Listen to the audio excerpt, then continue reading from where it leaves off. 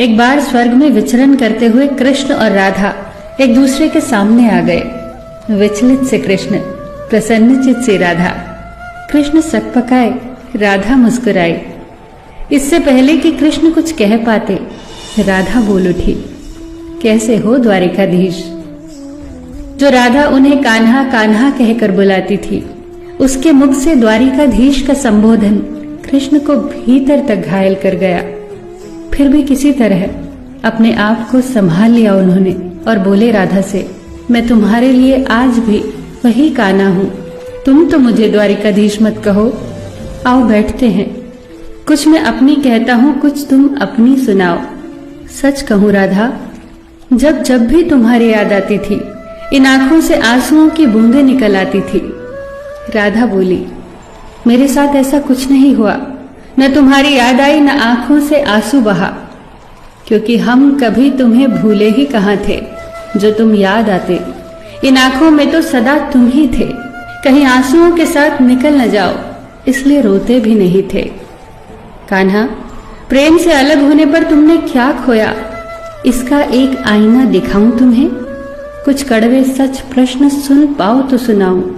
कभी सोचा है इस तरक्की में तुम कितने पिछड़ गए।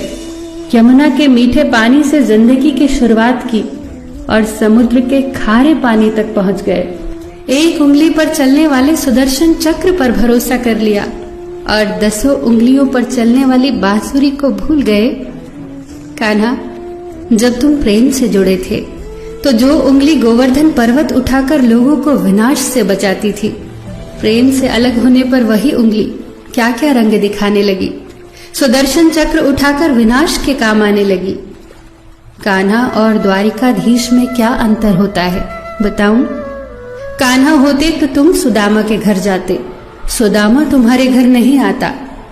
युद्ध में और प्रेम में यही तो फर्क होता है। युद्ध में आप मिटाकर जीतते हैं और प्रेम में आप मिटकर जीतते हैं। कान्हा, प्रेम में डूबा हुआ इंसान दुखी तो रह सकता है, पर किसी को दुखी नहीं कर सकता। आप तो कई कलाओं के स्वामी हो, स्वप्न दूरदृष्टा हो, गीता जैसे ग्रंथ के दाता हो, पर आपने ये क्या निर्णय लिया? आपने अपनी पूरी सेना कौरवों को सौंप दी और अपने आप को पांडवों के साथ कर लिया। सेना तो आपकी प्रजा थी, राजा तो पालक होता है, उसका रक्षक होता है। आप जैसे महाज्ञानी उस रथ को चला रहे थे जिस पर बैठा अर्जुन आपकी प्रजा को ही मार रहा था। अपनी प्रजा को मरते देख आप में करुणा नहीं जगी, क्योंकि आप प्रेम से शून्य हो चुके थे। आज भी धरती पर जाकर देखो, आपकी द्वारिकाधीश वाली छवि को ढूंढते रह जाओगे। हर जगह, हर मंदिर में मेरे ही साथ खड़े नजर आओगे। मैं जानती हूं कान्हा, लोग गीता के ज्ञान की बात करते हैं, उसके महत्व की बात करते हैं, पर धरती के लोग युद्ध वाले द्वारिकाधीश पर नहीं, प्रेम वाले कान्हा पर भरोसा करते हैं। गीता में मेरा दूर दूर तक नाम नहीं है, पर आज भी लोग उसके समापन पर राधे राधे कहते हैं। ये कहानी काल्पनिक जरूर है, पर इसके भीतर छिपी सीख बहुत महत्वपूर्ण है। श्री कृष्ण के पास कभी किसी प्रश्न का उत्तर ना हो, ऐसा तो हो ही नहीं सकता, परंतु राधा द्वारा लगाए गए प्रश्न चिन्हों पर कान्हा मौन रहे। यही तो है प्रेम में समर्पण का भाव। पराक्रम में हमें हर किसी को हराना होता है, तब भी हम जीतकर भी हार जाते हैं, परंतु प्रेम में एक ही कईयों का दिल जीत लेता है। सही कहा है कि छोटी सी उंगली पर पूरा गोवर्धन पर्वत उठाने वाले भगवान श्री कृष्ण छोटी सी बांसुरी को दोनों हाथों से पकड़ते थे।